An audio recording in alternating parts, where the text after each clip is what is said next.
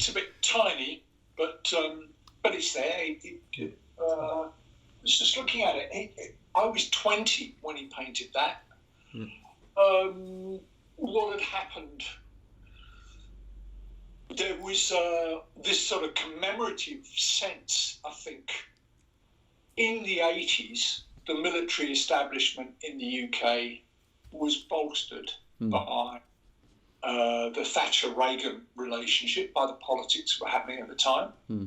We were about to go and do things in the South Atlantic that were, legally inadvisable, but, it was a flexing of that old empire muscle. So I think the military establishment at that time were emboldened, and they had budget, so they could commission work like that. And I think that may have dried up in recent years. How many kind of paintings did Peter do in total? I'm just bringing it forward now so we can get a really good view of it. The total catalogue, I think, is about 394. Wow. Okay. And if you were to kind of pick a top 3 or top 5, where does this image come? Is it in one of the most iconic images more than some of the more historical ones, would you say? Yeah, absolutely. Corporal Thomas Walters, go to it, the one that we're talking about right now, is probably the best known. There are some Napoleonic paintings. There's a Battle of Alexandria. There's one of a cavalry charge at Waterloo. I think both of these were in the 2017 exhibition that we had in Leicester. But of the more recent conflicts, probably that dash across the bridge by Corporal Walters, for which he got the military medal, probably the best known. Now you know his daughter, don't you? You said Sylvia. Is it Sylvia? You've met Sylvia? Yeah. And hopefully Sylvia's watching now. She's been able to get online and see this, or can watch it again later on Facebook Live. What does she say about her dad's thoughts about this particular moment? Is it something that he talked about? I'm pretty sure that she would say that he wasn't thinking at all. Yeah. If you've been in a situation like that, I think it's the body, the muscle memory.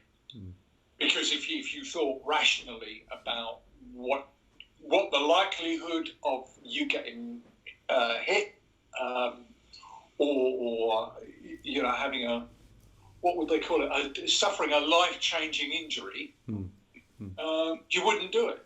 Yeah, it's interesting because we're talking. It's not a rational thing. Yeah.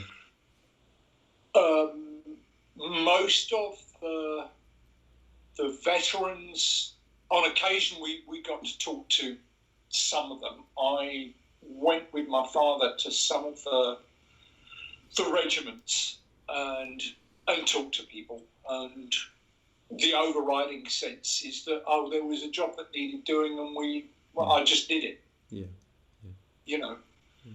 People. I mean, it sounds like they're being humble, but I really don't think it's certainly they don't grandstand it. Yeah, it's a job that needed doing, and they dealt with it. If anything, they dealt with the problem rather than run away from it. Sort of actually by dealing with it, it just happens to be something that is over and above and extraordinary. And I think if you talk to a lot of people that win awards, they turn around and say, well, on that day there were many people that did it. I just happened to be seen. Thomas Walters, actually, in later life, he survived the war, but he was injured in a training exercise. And the training exercise involved a grenade, a live grenade, which, is a classic thing. I think this happened in a room, not on a range. And I think Thomas Walters, he sustained the injuries to save the other people who were in the room at the time. you know, that was a moment of heroism that belongs to the man. He didn't get, I think, even mentioned in dispatches for that one, but arguably it was every bit as heroic, or possibly more so, than what he did on the night of 5th June. But I mean, I was just thinking about that. It must have been terrifying. A lot of the young guys hadn't ever been out of the county, never mind the country, before. And somebody tells you you're going to get into an unpowered vehicle and drop into a foreign country in the middle of the night, and you can't have any lights on. So it's pitch dark and you don't know where you are. You've been told that you're going to land next to a river, so you got a 50-50 chance of getting wet on the landing if you manage to get out of the glider in time. And you know, the gliders were not a proven science at that point. There are plenty of fatalities involved in glider landings at that time. So, you know, the fact that he was out of the glider and running around in daylight, that was probably a bonus for him at that point. I mean, talking to my father quite a lot, obviously, because of lockdown, and my parents, you know, we live in the same house, as you know, my mum and dad. And so my dad was born in 1939. So by sort of the time the war ended, 5-6, he's got some very kind of strong memories of sort of, you know, fighters in the sky and stuff like that, and the bombs and V1s and V2s and stuff. And we've been talking in lockdown about, you know, memory, the role of memory and things that you remember. And really, you know, we're lucky because we look back at with the knowledge, with the hindsight that, you know, it ended. Whereas you got to start thinking about, you know, 39, you know, 40, 41, 42, 43. We had very seldom received any good news, if news at all, of any kind of thing positive happening. And then sort of D-Day came along the 6th of June, the morning of the 6th of June, which is this is a reproduction of this action. There was an element. This is the first time we'd actually been able to say that we'd done anything, but there was no saying that it was going to be over a year later. You know, I mean, we're going to commemorate VE Day next Friday, May the 8th, but you know, on the 6th of June the year before, there was no knowing that within a year it was going to be over. It could have gone on even longer. Yeah. Oh, for sure. I have real misgivings personally about the timing of VE Day. You know, post Brexit and within the pandemic. I just see that as a needless excuse for the Brit establishment to be unfriendly to our European partners and neighbours. So, yeah, you know, the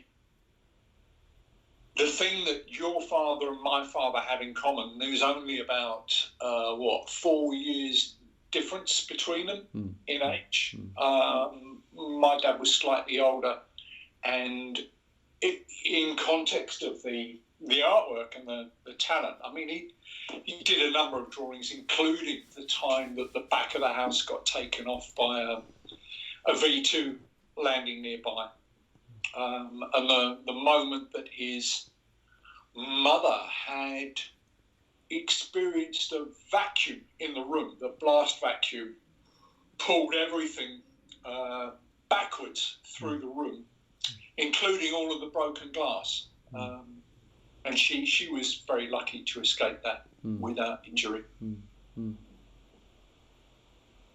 How did your dad get into the military art side? Was it something that he was always interested in, or did he kind of stumble into it and then got known for doing it and it kind of took off that way? As a person, he's about as anti-militarist, and there was always a tension, a conflict between his own self-identity, and you're talking about a man who took part in the early Aldermaston anti-nuclear marches, the early peace marches, was a committed member of the CND. He was, in fact, a member of a thing called the Committee of 100, which involved being arrested at the anti-war demonstration in Grosvenor Square outside the US Embassy. So as an individual, he wasn't. He'd done his national service like a lot of other people, and for him that couldn't have been over soon enough. He didn't like institutional life, and he thought the whole thing was founded on some false premises and pretty boring at that. He said of his own experience during national service, he was bored stupid in cradling a Bren gun in some turret in a guard room in a tower in Edinburgh Castle for some of it. And the moment he got out, he grew his hair long, he grew a beard. And then they called them all back about 6 months later, and he got ribbed something fierce, I think, by all the other guys. But he changed so quickly, grown his hair faster and longer than anyone else. He got into painting for the military by way of an old buddy, a well-known British painter called Ken Howard, who's a member of the Royal Academy, and what would you call Ken? A society painter. Ken paints portraits, commissions, and landscapes, and was a friend of my father's right from the get-go, I think in the 1950s. And somewhere in the early 80s, somebody approached Ken with a commission, and they wanted Ken to paint, I think it was the Charge of the Light Brigade in Sebastopol in about 1825 or something. This is in the news at the moment because an academic has just found out that British Victoria Cross medals are not actually made from the guns that we entered in the Crimea.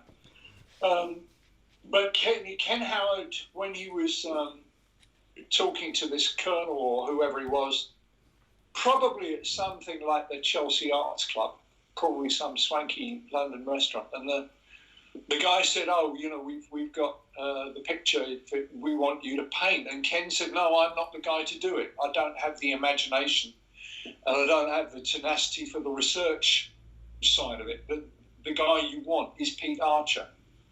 And, Pete got into it. At that point, he was living in South London. I remember being the artist model for him. He fashioned out of cardboard, he fashioned a British military hat, a tall one, a thing called a shaker. He stuck it on my head and a crossbelt that he made out of newspaper or something. And he grabbed up a poker from the fireplace. He said, pretend this is a sabre and you are about to bring it down on somebody with an almighty smack with the flat of the blade if you feel lily-livered about it, and with the sharp pointy end if you don't. And I want you to sit up on this arm of the sofa, that's right. And he took a series of pictures.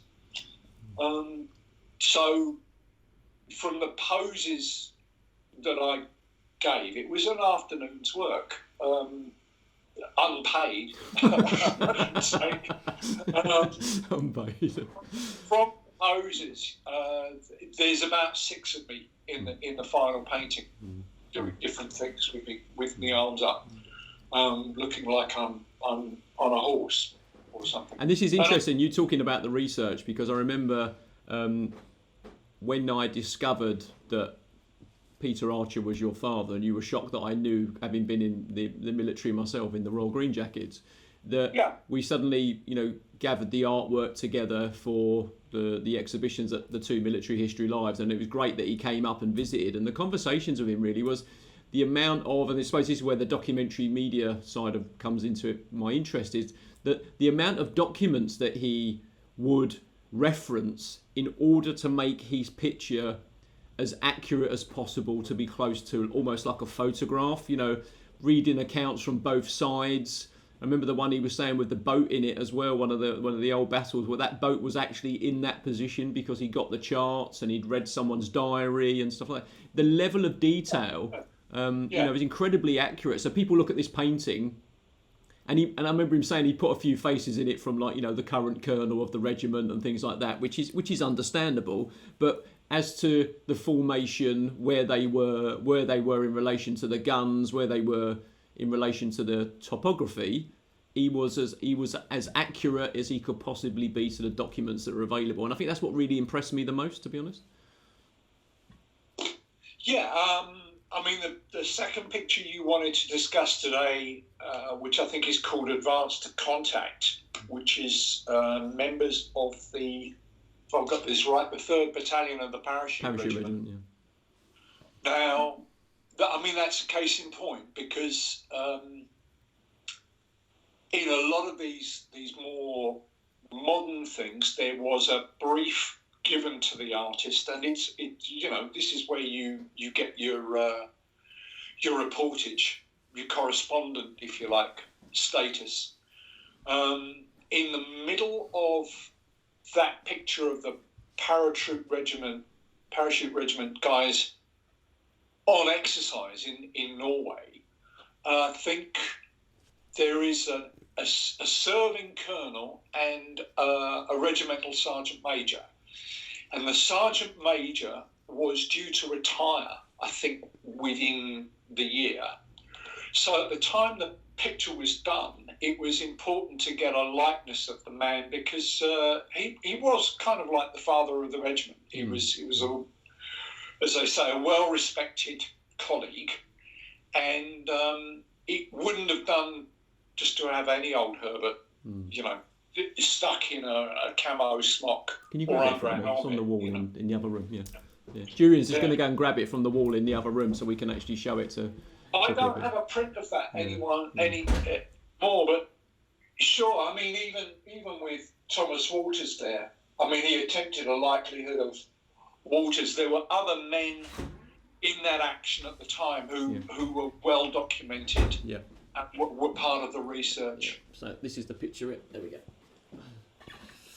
Thank you, Julian. Yeah, it's quite a large picture as well. And you were telling me something quite interesting yesterday when we were preparing for the call around the geography and the location of where they were. Tell that story. That was quite interesting. Two things. My father accompanied the parachute regiment on that exercise, and was told by a driver as the blizzard came down, they were on a track and the driver nudged my father, who was riding shotgun. He was in the front passenger seat. And these things, the snowcats, have hatches on the top of them. And the driver said, if you feel the vehicle slide underneath you, don't even think about it. Just go out the top hatch, because what the slide will mean is that I've lost the edge of the road and we're about to take a tumble down the side of the road, which could be very sheer indeed. My father said, well, why would you lose the side of the road? And the driver said, look out the window. We've got a blizzard here. And the whiteout means that I can't pick any contour anymore. So I've lost all judgment of how far we are from the centre or the edge of the road, which is, the possibility to suffer for your work. That was exemplified later on by someone telling my dad, I think after the action, after the exercise, Advance to contact took place right at the very far end of Norway, and if you look at it on a map, right at the top, it has a land border, forms a land border with Russia. And this was done in the 80s at the height of the Cold War. And the guys, after the event, said to my father, well, of course, we didn't know at that point because our bearings weren't good. Our instruments weren't good because magnetic north changes, not just when you're out in the field, but we didn't really know how far we'd got. The implication of that is that the exercise might not have happened entirely on Norwegian soil. They might have just wandered across an international border, and it's a very provocative thing to do. There was an incident in the making there, and of course, part of the issue is that when you're dealing with people like the parachute regiment, the guys are all they're all a bit gung ho. They're all up for an international incident. A walk in the woods is all very well, but for them that would be a rather civilian way of spending your time. Now, as the custodian of 300 odd pieces of artwork, whether physically or digitally, that's a body of work that represents a very well respected individual. How do you go about taking ownership of that? How do you shape that? What kind of responsibilities does it come with? I don't. And the reasons for this are several-fold. I told you something about my father's stance as an individual, that he's, he did the paintings for a living. He never tried to depict the moment of anyone's death, and there's a convention within this that you don't focus on the guts and the gore. So he always had an argument with himself about profiteering out of other people's hardship and misery. And I'm very much more so. I'm more, the polite way of framing this was, if there's a military budget in the country, I'd rather it was spent on my father's paintings than Exocet rockets or cruise missiles or things that harm other human beings. I don't have any interest personally in profiting out of any of this as a body of work, and actually I'm not a custodian.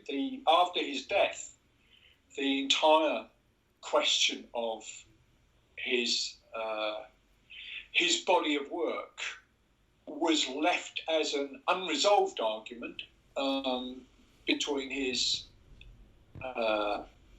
widow, my stepmother, members of her family, and a sibling of mine, and nobody really has a handle on it. No one has decided to monetize this body of work.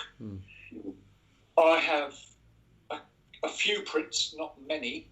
I'm not interested in selling them.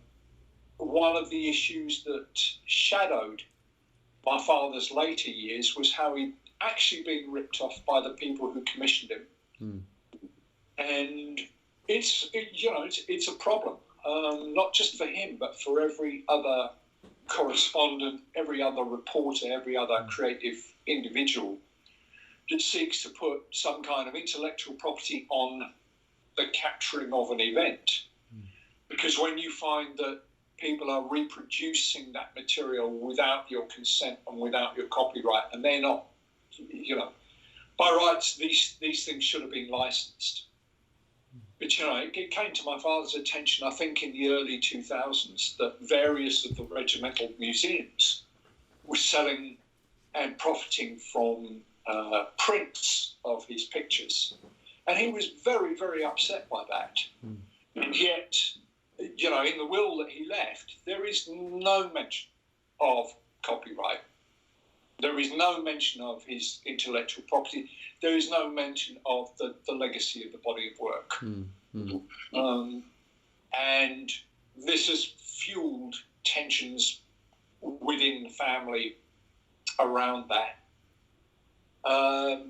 You know, if there are enthusiasts out there who want to get in touch with me personally to find out whether there's a reproduction of something that they have a personal connection to, all well and good. And I value the relationship with Sylvia Atkinson, for example. I mean, because that's her dad in the picture, and my dad and I made sure that Sylvia actually had one of those that wasn't faded by exposure to sunlight.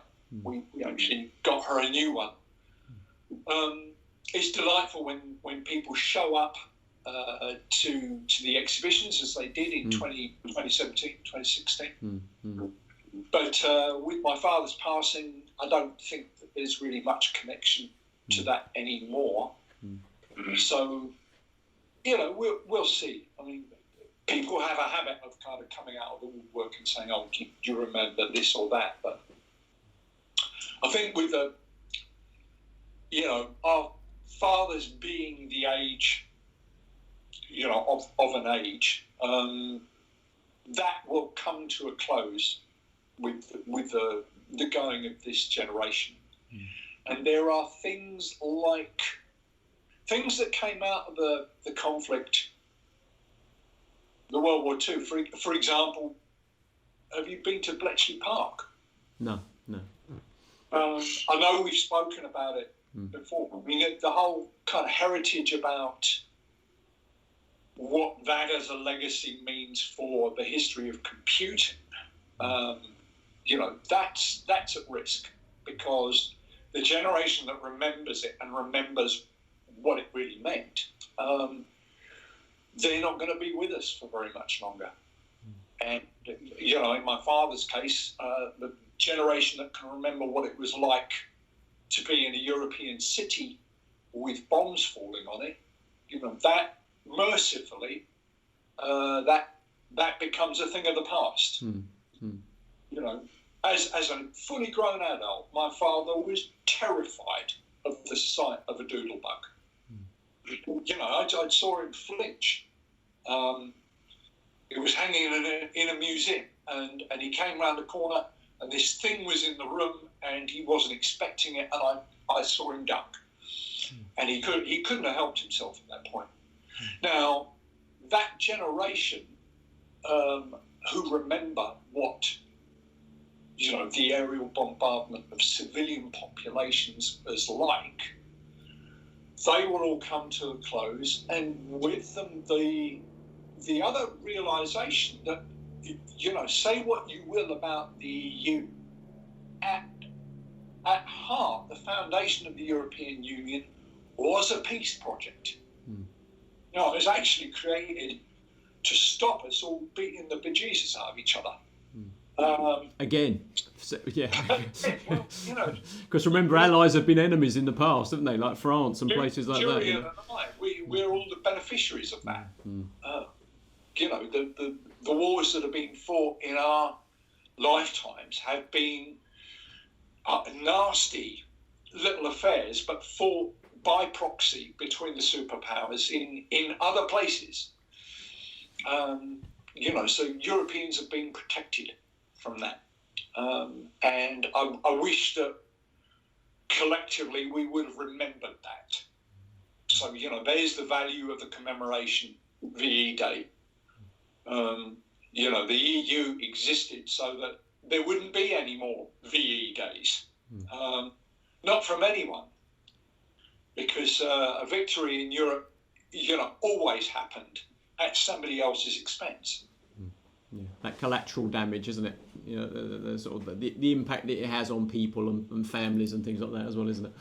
Yeah. Well, I mean, the worst of it was that the second fixture in the great European conflagration of the 20th century, the second part of it, the Second World War. It legitimised the bombing of civilian populations. In fact, when did that happen? The Spanish Civil War, I think, and this is why the Picasso picture called Guernica is so important. This, weirdly enough, is why the work of the Italian futurists is so important, is because at that time, dive bombing a city, the combination of the machinery and the lethality and the absolute unprotectedness of the people below you. These were all entirely new experiences for human beings. No one had ever done that before. And also the impact that it has from Kim was just talking about, Bosnia and her criminology students that are going to go on and become like police officers and prison officers and stuff. That sort of combination of power and uniform, it can be intoxicating for people as well, to the point where it's, well, let's do this again, and then suddenly, something like the Spanish Civil War introduced a level of weaponry that allowed you to sort of take it to the masses even more. Oh, for sure. And I mean, this is why, actually, at the time that my father started doing these military paintings, the political stakes were so high, and the Cold War that we experienced, the ratcheting up of tensions, with Thatcher deliberately going to rattle the saber in the South Atlantic, with Reagan installing tactical nuclear weapons, so-called, things that would simply take out an entire city at short range. These things were seeded all the way through Western Europe. If I had been a Russian 20-year-old at the time, I would have been terrified. As it was, I was a 20-year-old, young 20-something in London, and I was also terrified. We would that never comes again. Would that the peaceful détente holds. Would that the European Union holds, and the idea of federalism amongst countries in the face of a pandemic. The idea that, borders are actually very bad things for human beings when you've got a pandemic raging. We actually need a collective response. I would like to see out of this greater empowerment of institutions like the United Nations, institutions like the World Health Organization, because this pandemic that we're experiencing now, this is just a foretaste of what's going to come. Any epidemiologist will tell you that we've been overdue for a big death, on the scale of the Black Death or the Spanish influenza epidemic of 1918, 1920. And the Spanish flu, what was it, about a third of the European population succumbed to that, and it wasn't over. We were still experiencing the after effects of that 6 years after it began. So, we've got a ways to go with the pandemic, and the appropriate response, if we think we're rational human beings, if we think that we're one of the smartest species on the planet, the appropriate thing to do is to abandon militarism, is to abandon arbitrary borders and allow the free movement of people, and to empower and strengthen the international institutions that we have, so that people don't get trafficked and people don't get slaved, and people are, get a health check when they and quarantine if they need it, when they walk to a new place or take a flight or a boat or a train. Humankind's got a lot to learn out of this current circumstance. Yeah, food for thought, my friend. This is why we're talking, isn't it, John? Sunday afternoon. Well, thanks very much for talking to me, Ben. I appreciate it, and I hope Sylvia's watching, and that she gets to watch this And it's been wonderful talking about her father and seeing this picture again. And thank you very much for visiting Military History Live. I really appreciated it all those years ago. So great. Thanks very much. Speak to you soon. Bye. Stay safe. And you.